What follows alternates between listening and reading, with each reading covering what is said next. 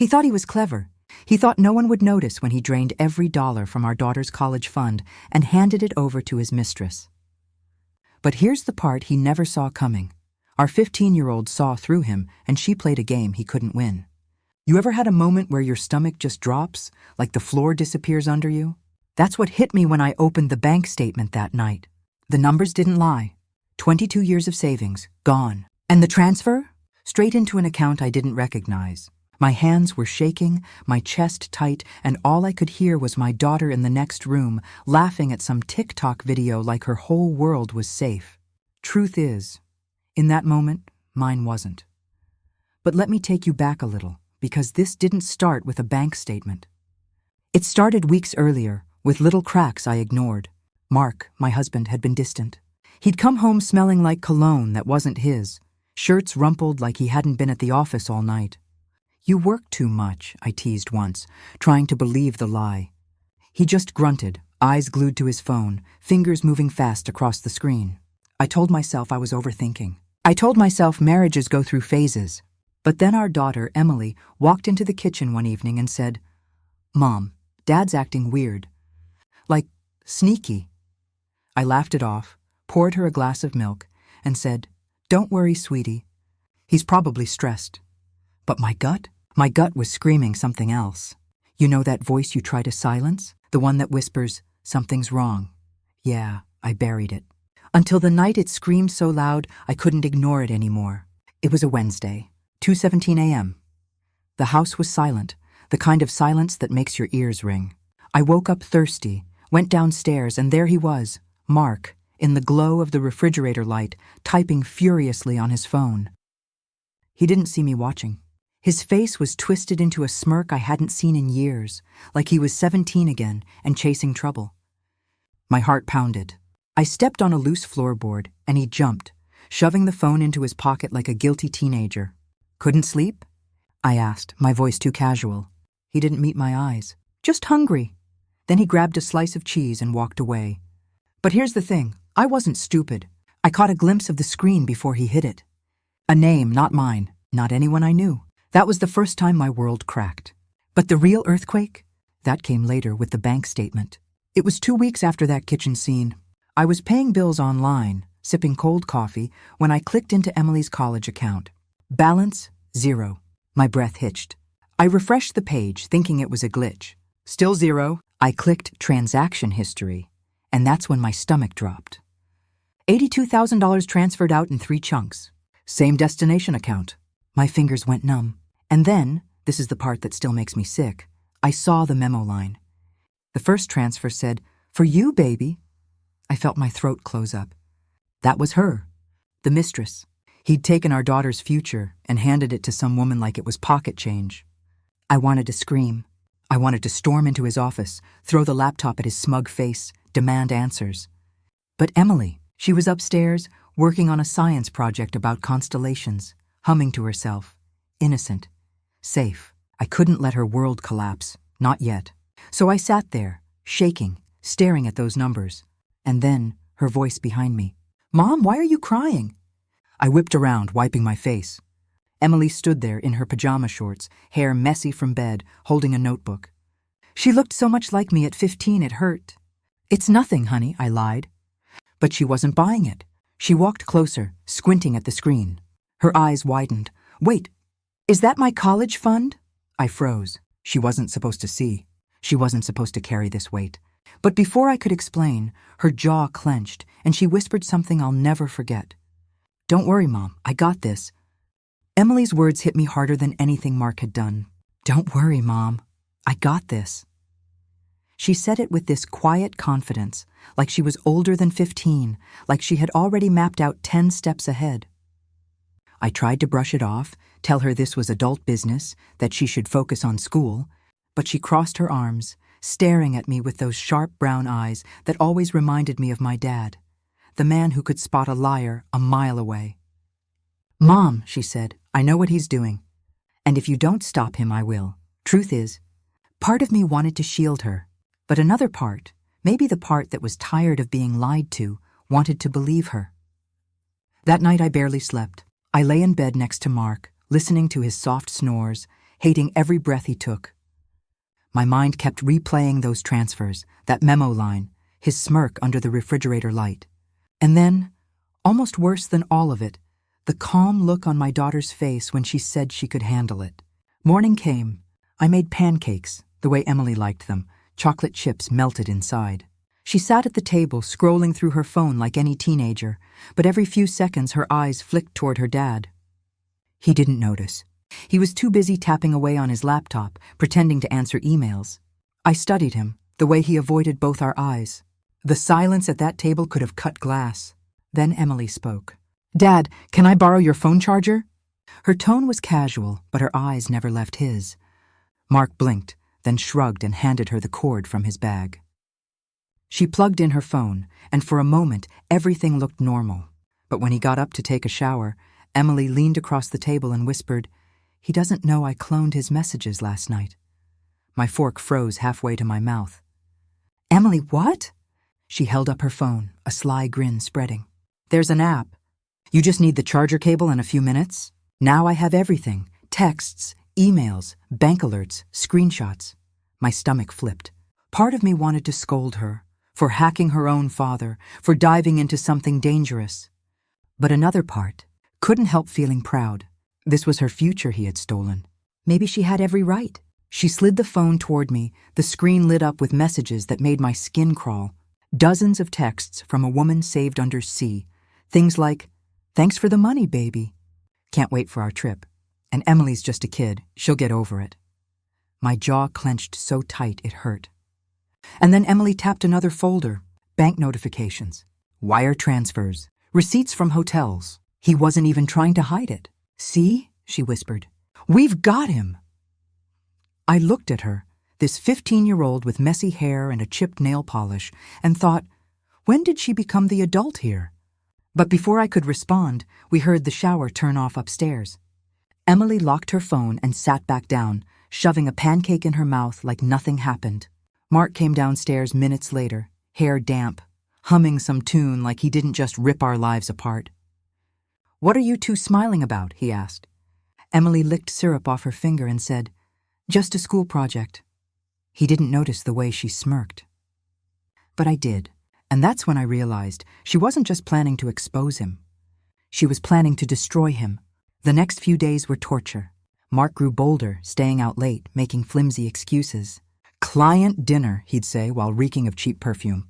Emily played along, acting like the perfect teenager. Homework, soccer practice, giggles with friends. But at night, when the house was quiet, she'd come to my room with updates.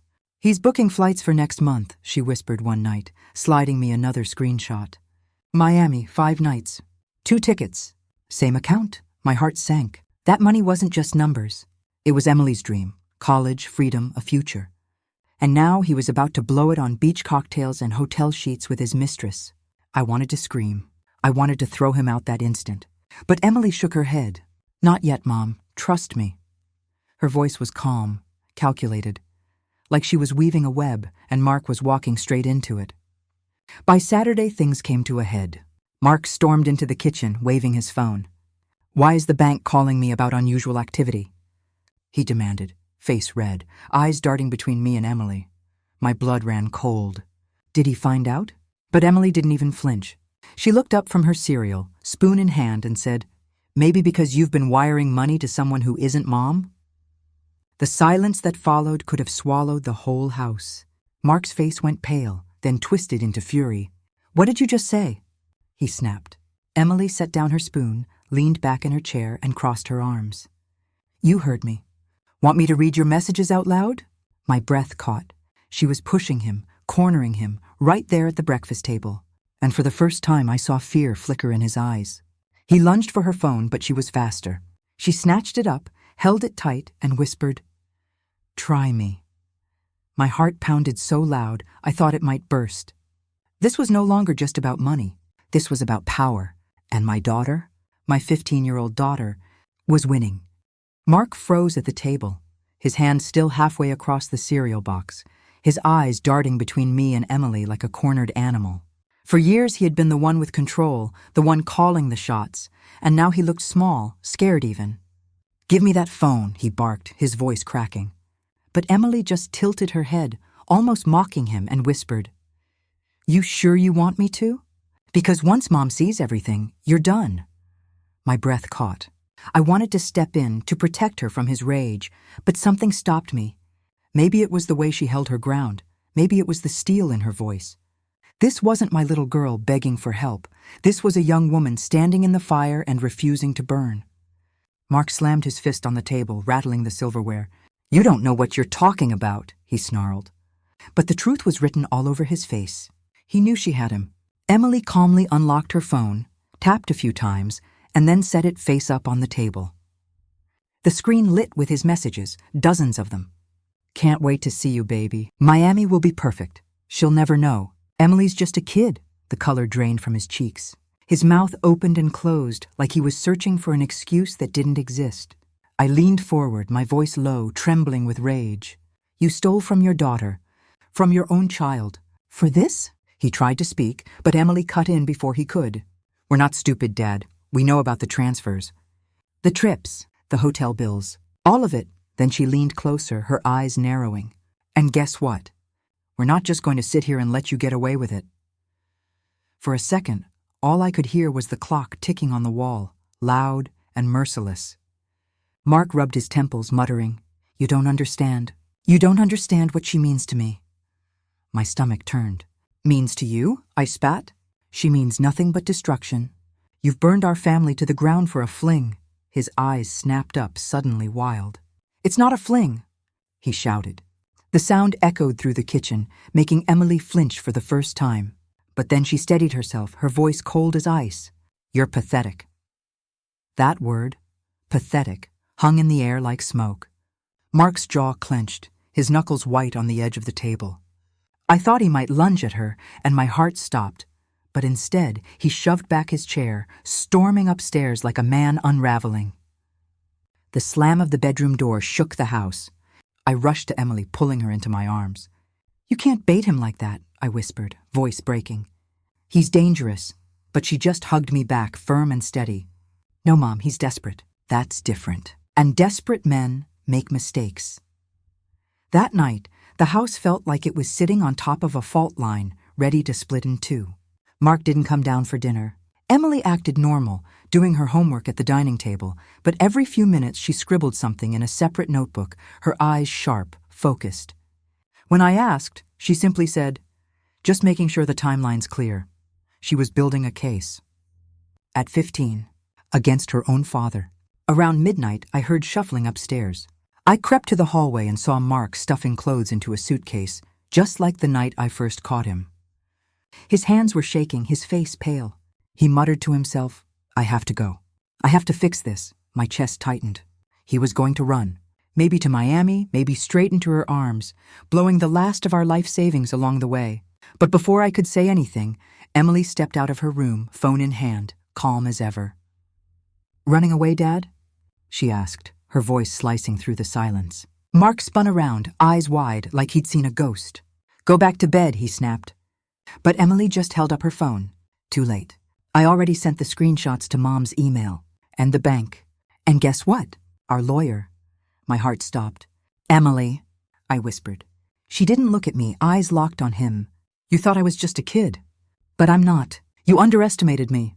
Big mistake." Mark's suitcase slipped from his hand, crashing onto the floor. He lunged forward, snatching at the phone, but Emily stepped back into the hallway light, her face fierce, unyielding. "Touch me," she said quietly, "and every single person you know will see exactly who you are." The air went still. For the first time, Mark looked defeated. His shoulders slumped, his hands trembling. "You can't do this," he whispered, almost pleading. Emily stared at him, then at me, and said the words that sealed his fate. "Watch me." The moment those two words left her lips, "watch me," everything shifted.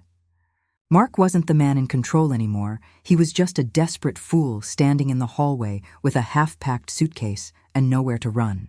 His mouth opened, but no sound came out. Emily lowered her phone slowly, almost taunting him, then turned and walked back into her room like she had already won.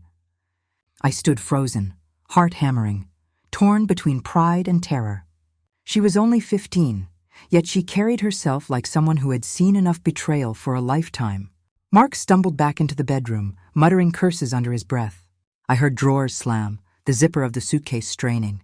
But the sound that stuck with me was his breathing. Ragged, panicked, the sound of a man watching his world collapse. I slipped into Emily's room whispering, "You can't just send this to a lawyer." "What if—" But she cut me off. "Relax, Mom, I didn't send it yet. I just wanted him to believe I did. That's how you make people like him sweat." She smirked, then turned her phone around to show me. Draft emails, unsent, lined up neatly, each one with attachments of his texts, his transfers, his receipts. "When he breaks," she said, "that's when we pull the trigger." I sank onto her bed, staring at her like I didn't recognize her. "Emily, where did you even learn this?" She shrugged, a hint of teenage mischief flashing across her face. "You think I don't watch crime shows? Or maybe I just paid attention to how Dad plays his games." The next morning, Mark acted like nothing happened. He came down in a crisp shirt, tie perfectly knotted, coffee in hand. He even kissed my cheek, like we were still the happy couple everyone believed we were. "Big meeting today," he said smoothly. "Don't wait up." Emily shot me a look across the table, and I nearly laughed at the absurdity of it all. Here was a man unraveling at midnight, yet in daylight he wore his mask so well. But Emily wasn't fooled. "Good luck, Dad," she said sweetly, her tone dripping with poison only I caught. As soon as he left, Emily pulled out her notebook. "Tonight," she whispered, "we end this." I asked her what she meant, and she laid it out piece by piece. Step 1, confront him with evidence when he thought he was safe. Step 2, let him confess, thinking it was private. Step 3, reveal that nothing was private anymore. By evening, I felt like my nerves had been stretched thin enough to snap. Mark texted me he'd be late, working on reports. I didn't bother replying. Emily sat in the living room, laptop open, earbuds in, like any other teenager, but her eyes flicked to the clock every few minutes. When Mark finally walked through the door at 11:23, loosened tie, fake smile plastered on his face, Emily muted her screen. "How was work?" she asked innocently. He groaned, dropping his briefcase by the couch. "Exhausting. Clients are impossible." She tilted her head, her fingers poised over her phone. "Funny, because your client dinner charged 2 daiquiris and a shrimp platter to the card ending in 4421. His head snapped toward her, eyes wide. "What did you just say?" Emily's grin widened. She held up her phone. "Oh, don't worry. I've got receipts, literally." My stomach clenched as I watched color drain from his face. He started pacing, running his hands through his hair. "You've been spying on me," he muttered, voice shaky. Emily leaned back on the couch, casual as if she was discussing homework. "Not spying, just making sure you don't ruin my life completely." Then she dropped the bomb. "I recorded everything you said last night." Mark froze. "You what?" She tapped her phone, and suddenly his own voice filled the room. The recording of him muttering, "I have to go. I have to fix this." And then, worse, the part where he whispered the mistress's name under his breath. His knees buckled, and for a moment I thought he might collapse right there. He lunged for the phone again, but this time I stepped in, blocking him. "Enough!" I hissed. "You don't get to bully her. Not anymore." His eyes darted between us, wild, desperate. "You can't do this to me. I'm your husband. I'm her father." Emily's voice was razor sharp. "A father doesn't steal his kid's future." Silence crashed down on us, heavier than anything I'd ever felt. Mark's lips trembled, his hands shaking. For the first time, I saw something close to regret flicker in his eyes. But it was too late. Emily stood, shoulders squared, phone clutched tight. "Tomorrow morning, Mom and I are going to the bank. We're freezing the accounts. Then we'll see what a lawyer has to say about all of this." Mark's jaw dropped. "You wouldn't watch us," she snapped, echoing her words from the night before. That night he didn't sleep in our bed. I heard him pacing the hallway until dawn, muttering, slamming doors. But by morning, the house was quiet, eerily quiet, like the calm before a storm. At breakfast, Emily scrolled casually through her phone while I sipped coffee with shaking hands. Then the front door creaked open. Mark walked in, pale and hollow-eyed, holding an envelope. He dropped it on the table without a word. Inside were plane tickets, Miami, 2 names printed clearly. His and hers. My breath caught. He wasn't even denying it anymore. He just stood there waiting. Emily looked up slowly, her expression unreadable, then slid the envelope back across the table. "Thanks for the evidence, Dad." His face collapsed, his last shred of composure gone. And that's when Emily delivered the final cut. "You taught me something important. If you're going to betray people, make sure they can't outsmart you. But you forgot one thing. I'm your daughter." The morning after the tickets hit the table, everything felt different. Mark sat hunched on the couch, staring at the floor like a man who'd already lost. His phone buzzed over and over, but he didn't move. Emily sat at the kitchen island, calmly eating cereal, scrolling her phone as if nothing had happened. I poured coffee, my hands steady for the first time in weeks. The balance of power had shifted, and he knew it. "So what now?" he finally muttered, voice flat, broken. Emily looked up, spoon halfway to her mouth, and said, "Now? We take back what you stole?" Then she wiped her lips, grabbed her backpack, and added, "Oh, and by the way, I already called the bank this morning." His head jerked up, eyes wide. "You did what?" Emily's tone was almost cheerful. "I told them the account was compromised. They froze it, which means your little Miami getaway. Cancelled." She slung her bag over her shoulder, kissed me on the cheek, and walked out the door like it was just another school day. Mark sprang up, grabbing his phone, dialing frantically, pacing in circles. But every few seconds I caught fragments of the bank's response. "Account locked. Investigation pending. Flagged for fraud." His face turned ashen. You can't do this," he whispered, though I wasn't sure if he was talking to me, to Emily, or to himself. That evening, when Emily came home, she dropped another bombshell. "So, Mom, remember how you said we needed a lawyer?" she asked casually, setting her backpack down. "I talked to Aunt Rachel. She put me in touch with her friend who does family law. She said we have enough to open a case. Theft, breach of fiduciary duty, even custody if we wanted." My breath caught. "Emily," but she raised a hand. "Relax, I didn't sign anything. I just wanted him to know we could." And then she pulled a folded piece of paper from her pocket and slid it across the table toward Mark. "Read it." His hands shook as he unfolded the page. Printed across the top in bold letters, "Notice of legal action." It wasn't filed yet, but it looked official enough to make his knees buckle. He dropped into a chair, staring at the paper like it might burn him. "You'd ruin me," he whispered. Emily's voice was steady, almost cold. "You ruined yourself." For a moment, no one spoke. The only sound was the hum of the refrigerator. Then, in a move I never expected, Mark broke. His shoulders collapsed, tears welling in his eyes. "I'm sorry," he choked. "I made a mistake. She doesn't matter. None of it matters. Please, don't take my family away." My heart twisted. This was the man I married, the father of my child, crumbling in front of us. But before I could even process my own feelings, Emily stood tall, her eyes blazing. "You already did that, Dad. When you took my college fund, you took my future. When you lied to Mom, you took our family. You don't get to cry about it now." Her words cut deeper than anything I could have said. And Mark knew it. The next few days passed in a blur. He moved into the guest room, barely spoke, barely ate. Emily and I met with a real lawyer this time, laid out the evidence, the bank records, the messages. The lawyer's eyes widened as he flipped through the pages. "This is airtight," he said. "If you want to pursue charges, you'll win." Emily didn't hesitate. "We want to, but here's the twist I didn't see coming." A week later, the mistress showed up at our door. Tall, blonde, reeking of expensive perfume, sunglasses perched on her head like a crown. She smirked at me as if she'd won some invisible war. "Is Mark here?" she asked sweetly. I almost slammed the door in her face, but Emily appeared behind me, calm as ever. "Actually, no," she said. "But you might want this."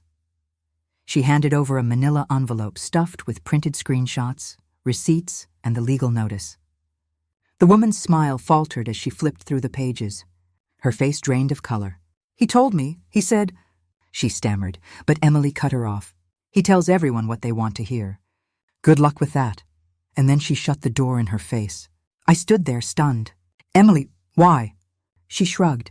"Because sometimes revenge isn't about yelling. It's about letting them choke on the truth." 2 weeks later, the bank reversed the transfers. Every cent was restored to Emily's college account. Mark was forced to resign from his job after HR got wind of the financial investigation. His reputation? Gone. The mistress? Nowhere to be seen. And Mark? He packed his suitcase for the last time and walked out. No fight left in him. The house felt lighter, safer, finally ours again.